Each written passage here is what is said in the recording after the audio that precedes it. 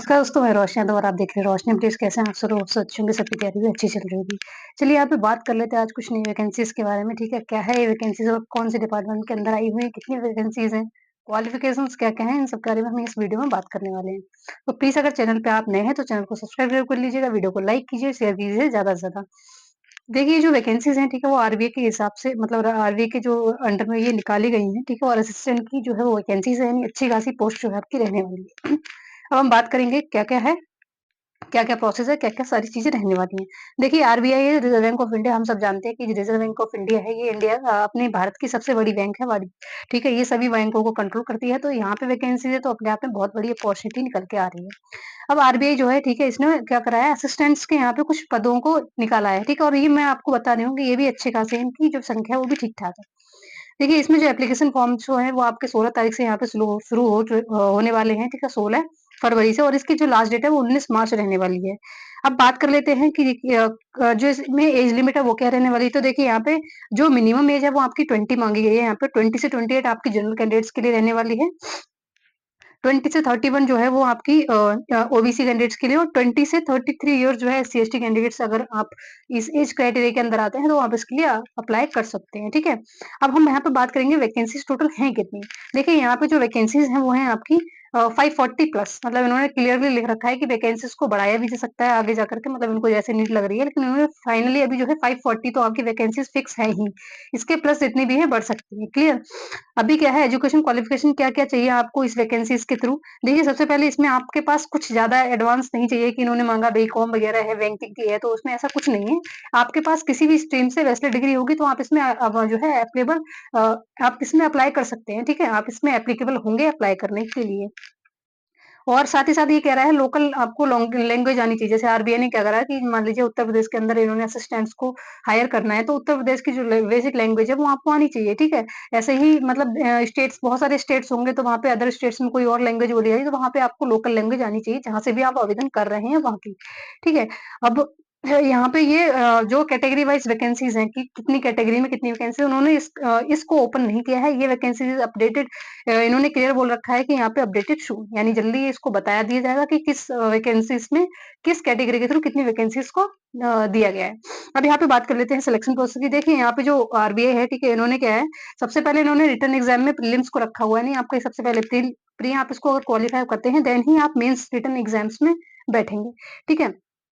और इसके बाद तीसरा है लैंग्वेज का भी इसमें टेस्ट होगा कि आपको उस लोकल लैंग्वेज का लोकल जो लैंग्वेज है वो आती है या नहीं आती है। लैंग्वेज प्रोफिशिएंसी टेस्ट भी होने वाला है। चौथा आपका डॉक्यूमेंट वेरिफिकेशन होगा, पाँचवाँ आपका मेडिकल होगा, छठा फिर आपका जॉइनिंग लेटर आ जाएगा। मतलब इसमें अगर मोटा-मोटी बात कर रहे हैं तो इसमें केवल 2 ही प्रोसेस जो है वो मेन है। पहले आपका प्री एग्ज़ाम हो गया, सेकंड आपका मेंस हो गया।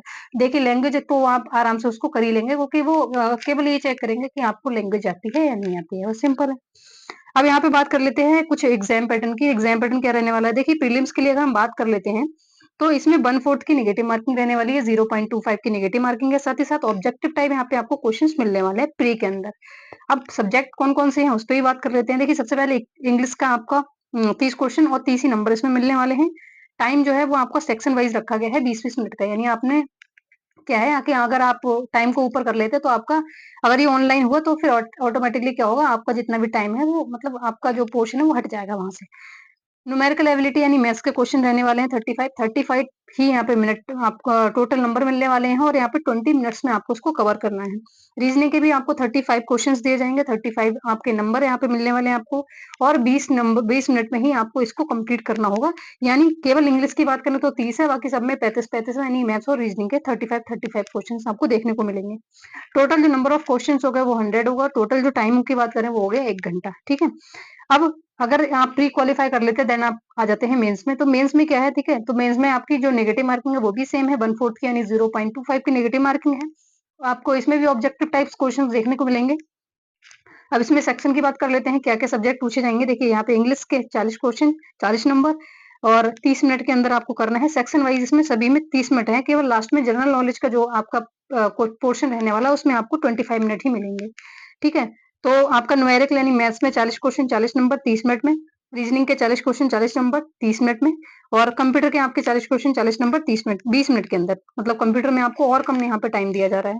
और बाकी आपका जीके जीएस में जो है वो आपके 40 क्वेश्चन 40 नंबर और और इसको भी आपको किसमें 25 मिनट में कवर अप करना है। तो टोटल जो आपका जो क्वेश्चंस हो गए, नंबर ऑफ क्वेश्चन जो 200 हो गए और टोटल आपके नंबर ऑफ जो नंबर्स हो गए, ठीक है, कितने नंबर्स आपको मिलेंगे, तो आपको इसमें 200 मिलेंगे। 135 मिनट इसमें आपका ड्यूरेशन रहने वाला है ओवरऑल की बात करें तो। तो ये मैंने आपको बता दिया मोटा-मोटी क्या है इसमें, मतलब प्री और मेंस के हिसाब से क्या आपके जो सब्जेक्ट है वो रहने वाले हैं, क्या सिलेक्शन प्रोसेस है, इन सब के बारे में। अगर आप चाहते हैं इसमें अप्लाई करें तो जल्द से जल्द, मतलब जैसे ही फॉर्म्स शुरू होंगे आप उसको तुरंत बाद अप्लाई कर दीजिएगा, ठीक है? और ये लोकल के लिए ही होगा कि आप जहाँ से भी आप निवासी हैं वहीं के लिए अप्लाई कर सकते हैं, तो इसमें आपको ज़्यादा हेडेक लेने की ज़रूरत है नहीं। तो अब आगे आपको कोई भी दिक्कत आती है तो मुझे टेलीग्राम पे फॉलो कर लीजिएगा। तो मेरे टेलीग्राम चैनल का नाम है रोशनी अपडेट्स, ठीक है? और वहाँ पे भी आप मुझे डायरेक्ट मैसेज भी कर सकते हैं। मैंने सभी के लिए जो बॉक्स है, इनबॉक्स ओपन कर रखा है। नहीं तो आप मुझे डायरेक्ट कमेंट सेक्शन के अंदर भी अगर कमेंट कर देंगे तो वहाँ से भी मैं आपकी जो प्रॉब्लम है उसको सॉल्व कर सकती हूँ। बाकी मिलते हैं नेक्स्ट वीडियो में, तब तक के लिए जय हिंद, बाय बाय।